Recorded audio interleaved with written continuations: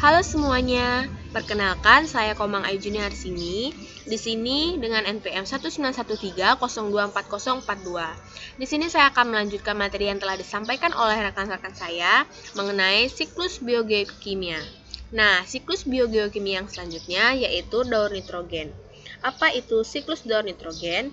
Nah, siklus daur nitrogen adalah suatu proses konversi senyawa yang mengandung unsur nitrogen menjadi berbagai macam bentuk kimiawi yang lain. Transformasi ini dapat terjadi secara biologis maupun non-biologis. Beberapa proses penting pada siklus nitrogen antara lain fiksasi nitrogen, mineralisasi, nitrifikasi, dan denitrifikasi. Nah, yang selanjutnya adapun tahap-tahapan terjadinya daur nitrogen. Nah, tahapan yang pertama yaitu daur nitrogen atau proses transfer nitrogen dari atmosfer ke dalam tanah.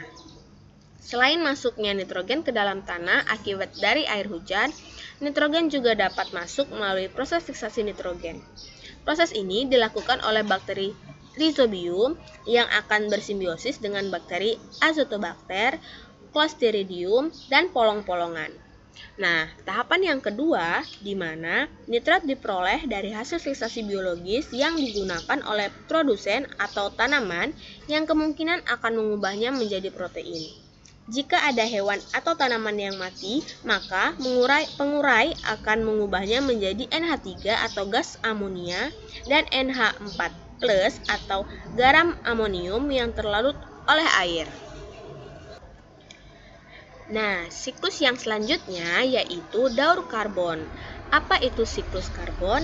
Nah, siklus karbon adalah siklus biogeokimia di mana karbon dipertukarkan antara biosfer, geosfer, hidrosfer, dan atmosfer bumi atau objek astronomis lainnya bisa jadi memiliki siklus karbon yang hampir sama meskipun hingga kini belum diketahui. Dalam siklus ini terdapat 4 reservoir karbon utama yang dihubungkan oleh jalur pertukaran. Nah, reservoir-reservoir tersebut adalah atmosfer, biosfer, terestrial atau biasanya termasuk pula freshwater system dan material non-hayati organik seperti karbon tanah atau soil carbon, lautan atau termasuk karbon anorganik, terlarut dan biota laut hayati dan non-hayati, dan sedimen yang termasuk bahan bakar fosil.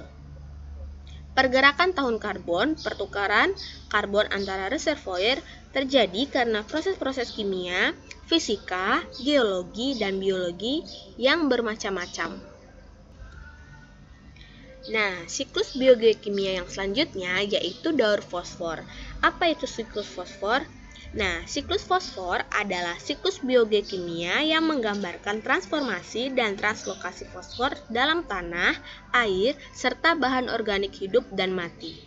Penambahan fosfor ke tanah terjadi karena penambahan pupuk anorganik dan organik atau pupuk kandang dan degradasi serta dekomposisi bahan organik atau tumbuhan dan hewan. Proses ketika fosfor bergerak melalui litosfer, hidrosfer, dan biosfer. Fosfor sangat penting dalam struktur dan fungsi sel, tumbuhan dan hewan. Contohnya, tanah di Australia yang secara alami memiliki persediaan fosfor yang rendah, sehingga diperlukan nutrisi tambahan dalam sistem peternakan komersilnya. Siklus fosfor merupakan salah satu siklus biogeokimia.